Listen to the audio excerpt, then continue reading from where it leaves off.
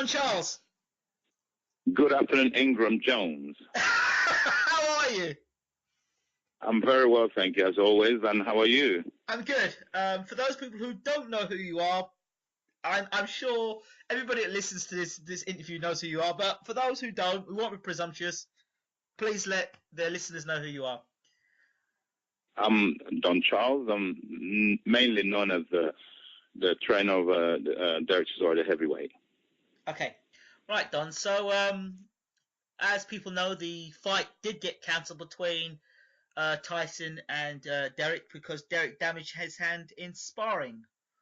Tell us what's been happening leading up to, obviously, the after the injury. What's been happening since? Well, obviously, it was a blow to both camps. Our camp, obviously, and then the Tyson Fury camp was a blow to both camps because both fighters have put in so much work for a 15-week period, and the week of the fight, unfortunately, it's the first time in my career with Derek Chisora where we've had to pull out of a fight. It's happened to us a couple of times, but till it happens to you, you sort of don't know. And obviously, we've experienced, we've literally experienced everything there is to experience in this boxing industry that we're in. Right. So yeah, like I said, it was a big blow, a really massive blow, because you're prepared mentally, physically, everything, and then suddenly there is no fight. And I'll be quite honest with you, for the first couple of weeks of after that fight was cancelled, it felt as if when we have lost a fight in the past, that feeling of like really you're deflated, you're flat, takes a good while to pick yourself up. And that's like how I felt. I had to keep reminding myself that we hadn't actually lost a fight. It was purely that my guy got injured and we pulled out. It felt like we'd lost a fight. Right. But obviously, as the weeks went by, you heal. You heal. So what I did do in that period is Derek Chisora, obviously the fighter, is the one who put his body through that grueling training for a 15-week period. So I had to give him some time off away from boxing, and which he did. He got away. And we're back in training because, as you know, the fight is rescheduled for 29th of November in London, London XL. Right. So when the injury happened, did you feel guilty that injury happened because you were sparring at a time, or was it just a freak accident? I'll put it more down to a freak accident, I mean, it's always everybody, when something goes wrong, you always look and say, what if and what if? Yeah. No regrets, We'd banked enough rounds up to that point.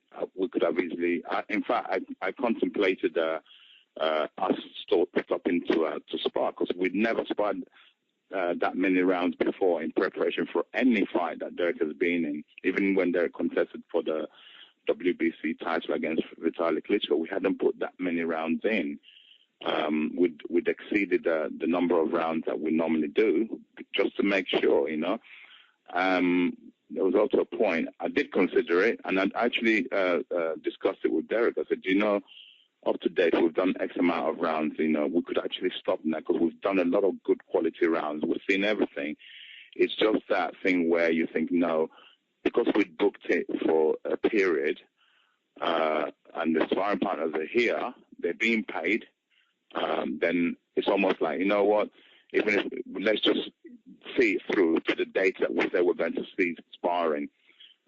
Now, again, I've learned from that, for the future. In this game, you never stop learning, because had I known now, it's called experience, I would have stopped when we got to a certain point, when we'd gotten everything we needed, regardless whether it was 2 weeks remaining and the sparring partners have been paid. It doesn't matter. We've reached our target. I should have just said, right, that's enough. But I didn't. We just wanted to make sure. One more day of sparring, that's all it was. And there you have it. got in. In fact, he didn't complete that session that day. He with plans to do, I believe it was 8 rounds that day. He did a 1 1/4 round. He got injured in the second round of that particular session. Go ahead. So in hindsight, yes, like I said, we could have quite easily have not sparred anyone. The fight would have gone on, But like I said, you live and learn. I've learned that in the future, if provided you've done everything and you've reached a certain amount and you've seen everything, it's not that there was nothing there would have done that particular day where he got injured that I haven't already seen, apart from getting injured.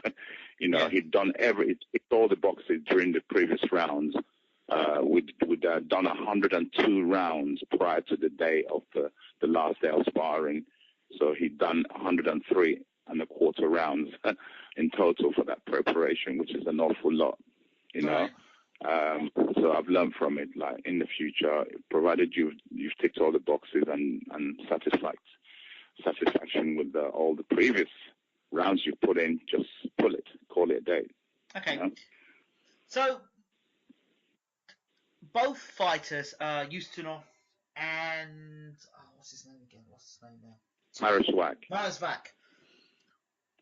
From what you saw of those two guys, and from what I saw of the sparring as well, what do you think Derek developed during that training period that he didn't have pre-Vac and Ustinov as a fighter? Yeah. Again, it was the best personnel, sparring partners with what's the word without being derogatory, we'd hired to assist us to prepare for any fight. Yeah. It's the best duo. Normally you have one guy who's your chief sparring partner, then you build everyone else around that chief sparring partner. In this case, it was like two chief sparring partners, right? And we built other people around those two sparring partners, and it worked really well. You asked me what did Derek develop from sparring those two characters? There was other people, other guys helping us to spar. It just, how can I put it? Boxing is almost like, how can I put it, like a dance room. It's a fight. Some people are getting hurt. So this next example I'd give you, like, because I used to be involved with dance. Right. When you do choreography, it's about repetitious. You have to do set pieces and open play. Almost like a football coach. When you do your drills, you do your set pieces and you can score from set pieces and you can score from open play. So without boxing, it's exactly the same thing. So we were working on a lot of set pieces and a lot of open play actions as well. So it's called experience. I mean, you just have to keep repeating, trying to perfect the things that you do, perfect the things that you've been doing, and we had two very able replicas of Tyson Fury to practice on. It was like, wow, this is brilliant. So yes, it wasn't a question of it was a question of trying to perfect what Derek does.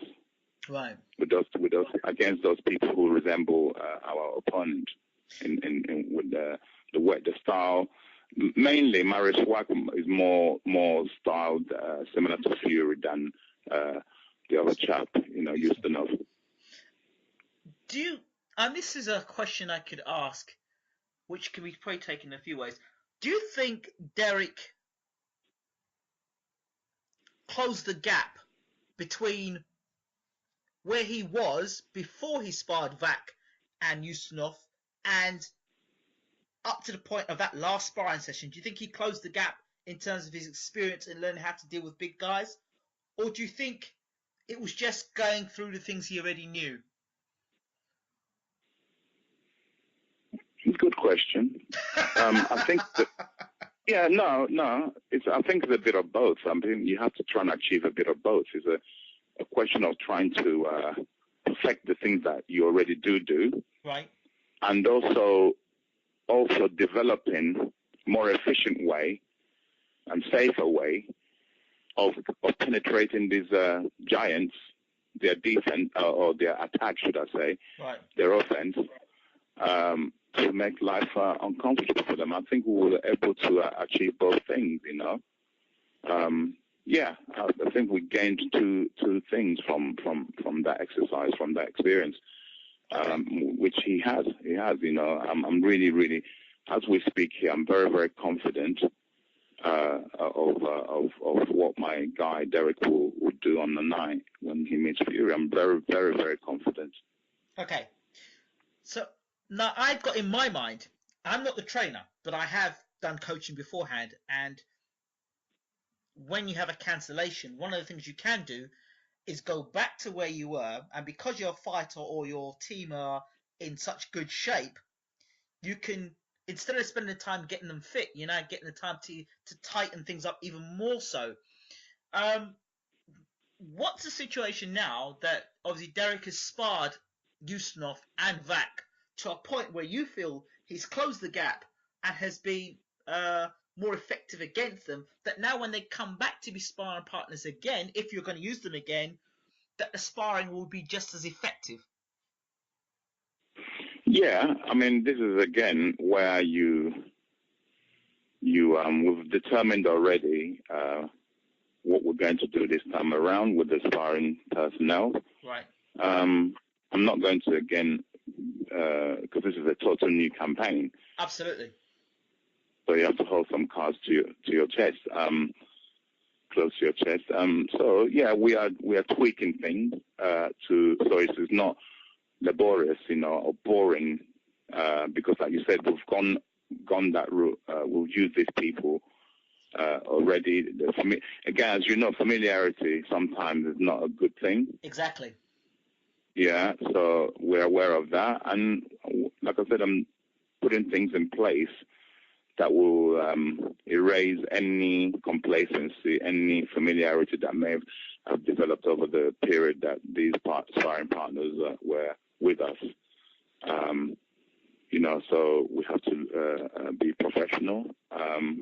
And yeah, we've looked on everything to make this new campaign as fresh as the first campaign. Okay. Keep people on their toes.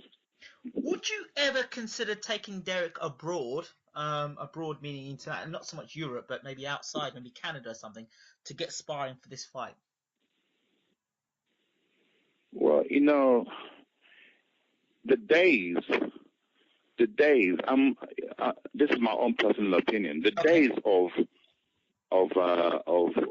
you know, what one needs to go to America, one needs to go to Russia, one needs to go to get sparring. Yeah, I don't believe those days exist anymore. You know, if you like traveling, and you want to base yourself away from your home, yes, because you can't concentrate whilst at home, then yeah.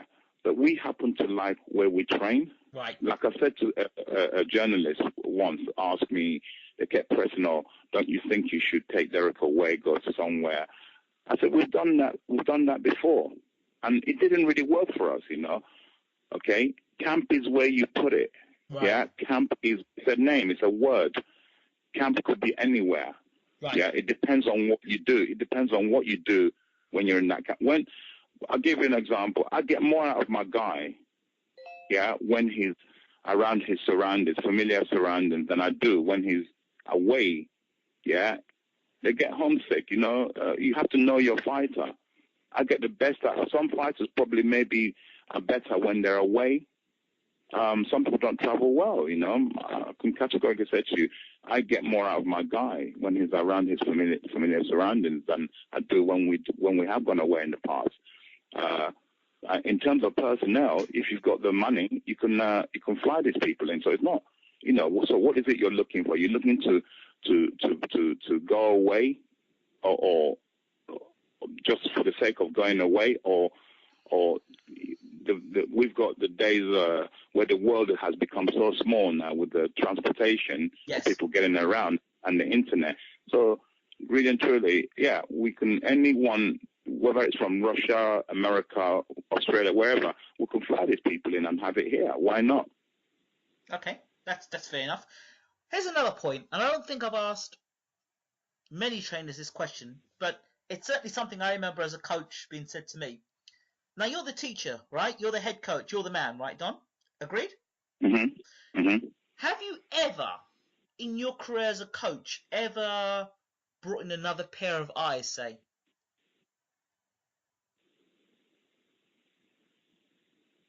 In what capacity? Well, like, for example, I remember when Bernard Hopkins was going to fight Joe Kazaki, and at one point in his camp he had Freddie Roach, Nazim Richardson. He had almost a star lineup of coaches to prepare to fight Joe Kazaki. Maybe that was a lot. That was front, and it all looked really more than it was.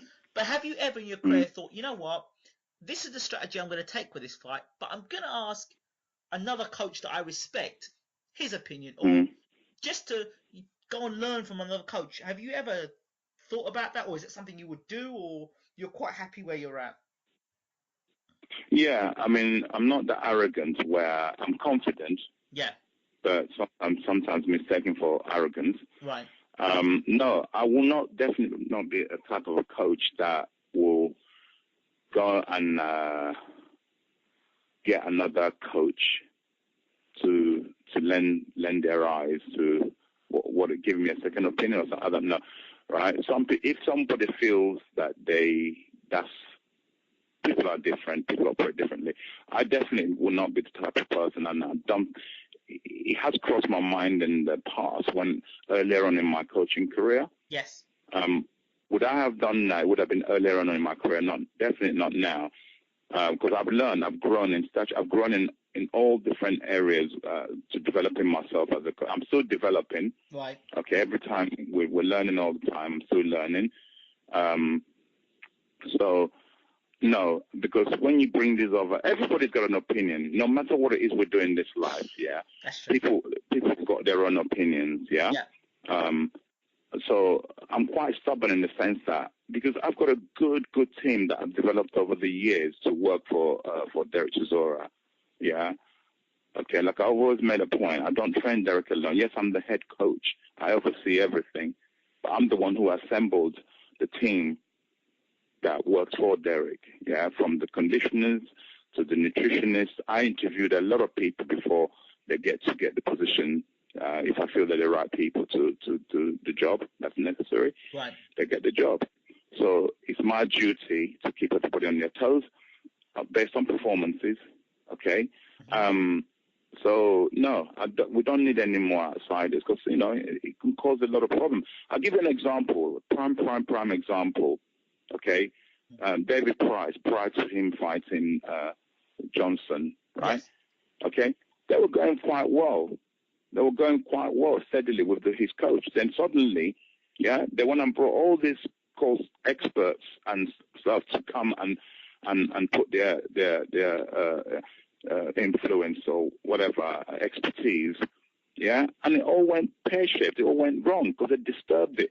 Yeah, if it's not broken, don't try to start fixing it, right? That's the old saying.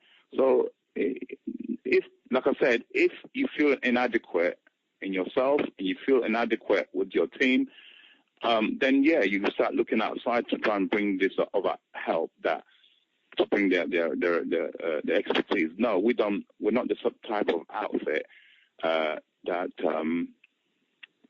needs to do that. That doesn't mean that I get phone calls all the time from various different people I speak to. You're one of them. Yes. Okay. When you're not interviewing me, we chat. We chat about boxing. We discuss. And you, during that conversation, yeah, you will say various things that I say, okay. When I get off the phone, I say, you know what? He's right. I'm going to look at that. Yeah. Or you might say something that reconfirms my beliefs and on what I'm already doing. So that's really more how I work rather than trying to go and get this pair of eyes or no. I speak to different people in the know, people who I trust, people who I know that know about the boxing thing, and we brainstorm, and during the conversation, that's when I'm able to like take things that I believe that's relevant to what I'm doing. Right. Okay. Everybody's got their own opinion. Yeah. Okay. That's fine. That's fine. And thank you. I respect you for saying what you said there, because you could have come across and said something very very fluffy, and you didn't. You just said, and that's why I enjoyed talking to you. Two other questions. This one might be interesting for you. Derek Chisora, the fighter. I think this is twofold, because the next question follows on from that. I've been tracking you guys a while now, and I remember a statement you made a few years back where you said Derek Chisora is in, he's evolving as a fighter. When I picked him up, he was doing this, and no, because Chisora wanted to fight like Ali, and you said to him, look, man, you can't box like that. And then you try and evolve him into being more of a Joe Frazier fighter, to deal with the fact that he was shorter and how to fight giants. How far along the road do you feel now that Derek has evolved into the fighter that you're trying to make him to become? I believe I'll give it in percentages. I believe he's 60% mark to where we're going. 60 strokes, 70. 70%, you think? Okay, yeah. and how many years have you been working with Derek? We've been together now for 8 years. Okay, so at what point do you... Including that's just as a professional. If I include his amateur career, then it's 9 years. Right, okay. So even if he does go on and beat Fury, you will now turn around and tell me that he's at 70% as a fighter. In the style that we've molded him into, yeah. Okay, interesting. Because listen, can I just say something there so that you don't misunderstand me? Yeah. Okay, go ahead. Right. Some people, if everybody looks at themselves, not just Derek Chisora, yeah, we aim for 100%, of course. Of course. We may never. Some fighters may never ever reach that 100% roundness. Right. Yeah. I'm just being very honest to you.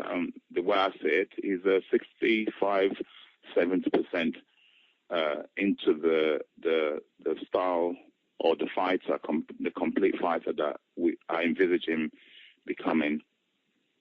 Not doing bad. That's if you're giving grades in school, what would that be? Is that a B? It's a B. I'd say a B. Yeah, a B. Yeah. B minus. B minus. B plus. B minus. Yeah. B minus. B minus. Yeah. Right. So we're seeking for A star. So absolutely. It will come.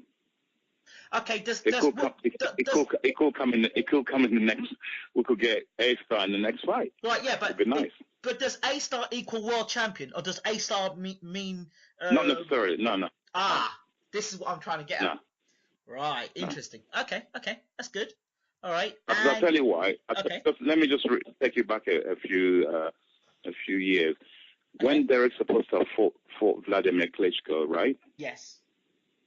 This is what, 4.5 years ago? Yes. Right. That would have been Derek Chisora's 15th professional fight. Yes. He had 14. At that time, he had 14 professional fights. He was British and Commonwealth champion going into to fight the world champion, Vladimir Klitschko, right? Had that fight happened, Derek Chisora would have become the world champion in his 15th professional fight, because I'm that convinced he would have beaten Vladimir back then. Right. Yeah, when you've got the beating of somebody based on styles and desire. Yeah, you've always got their beaten, right? So that would have made him a complete fighter had he won the world title back then. Right. Do you understand where I'm coming from? Yeah. I understand where you're coming from.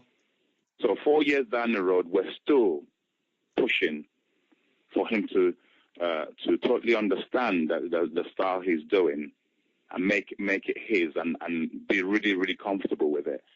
Okay. And like I said, I'm happy where he is today, in terms of the development. And the other question, Derek, and this is just a record, not a slate. This is more of a trying to get inside the mind of trainer and fighter here. Derek, you know, he lost to Klitschko and he lost to Hay.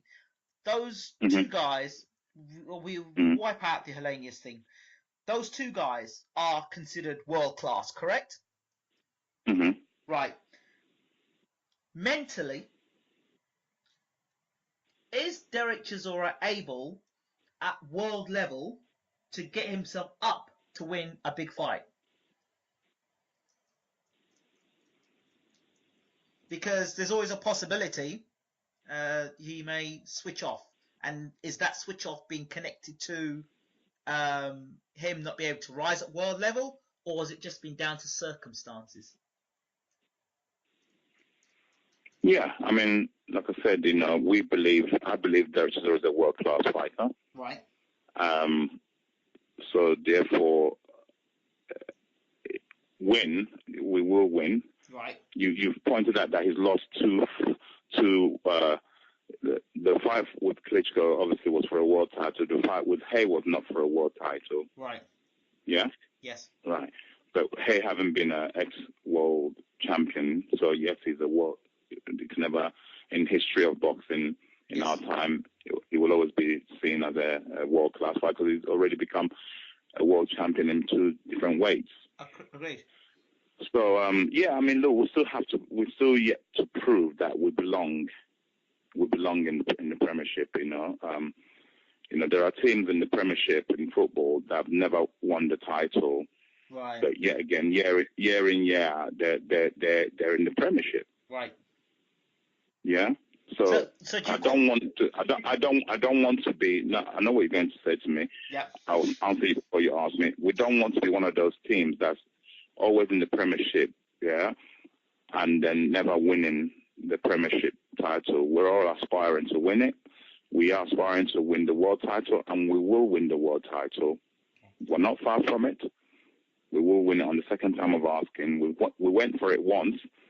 They put up a really tremendous fight, which was overshadowed by the incidents after with David Hay. We learned so much from that, him as a fighter, us as an outfit.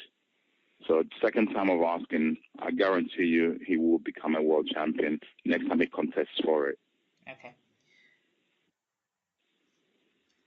Question, as we close. Did you know that Deontay Wilder and Bermane Stiverne, it's been confirmed they will fight either, I think, December the 20th or 21st? Who's your money on for that fight, and why?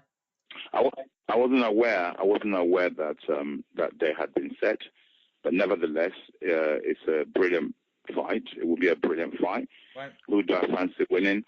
I think on paper it's a 50-50 fight. Right. Okay, a 50-50 fight. But if you ask me, from my to make a prediction, who I believe that will become victorious on that fight, yep, I will say Bermane Stiverne, because I've got my own personal reasons, and yeah, I believe he'll be victorious. But on paper, it looks like a 50-50 fight on paper. Why? And, okay, all right. Stylistically, experience. What do you think? Well, it's one of those. What makes it 50-50 fight on paper? Because you've got Bermane Stiverne. He's the current champion. Yeah. Yeah. So you can't write the guy. Those belts, when that belt was not handed to him, he earned it. He fought a very credible, world-class opponent who had already contested for the world title. Yep. Against one of the Klitschkos, and he beat him conclusively. So you can't snub at that. He didn't find that title in the street. He won it. So he's a champion. Champion's mentality, champion's confidence. Deontay Wilder is the young man coming up to try and take his titles. Style-wise, Deontay, yes, has the ability, because he's knocked every opponent out. He has the ability to land a 1-2. He's a good 1-2 merchant. Okay, he's a good 1-2 merchant. But the one thing that all these people he has knocked out, they haven't been able to do, is to remove the target from where their jabbing range is. Right. Yeah, which I believe Mr. Stefan will be able to do so. It's funny enough, I was discussing this with a colleague of mine earlier on today, and it wasn't over the man Stefan and Wilder. It was about another fighter, another 1-2 merchant. Yeah, you see, these 1-2 merchants. The way I broke it down to my colleague, I said these 1-2 merchants, these giants who throw incredible 1-2 punches. Yeah, right.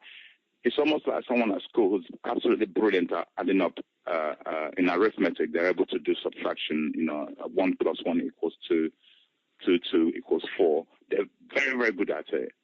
Yeah. When you give them what we call algebra, did you ever do algebra at school? Yes, I did. It's outside the box, right. Lateral thinking. Right. Exactly. So when you give them suddenly algebra, they can't solve that equation. They will be confused. And I think that's the situation we have here. On the night, Deontay Wilder will be given suddenly algebra, and he hasn't practiced for algebra, hasn't studied it, and he's gonna. I believe that's what's going to happen. Hence why I'm swaying towards Mr. Stefan to keep his title. Okay. And Britain's Paul Smith fights Arthur Abraham tonight. I'm going for Smith.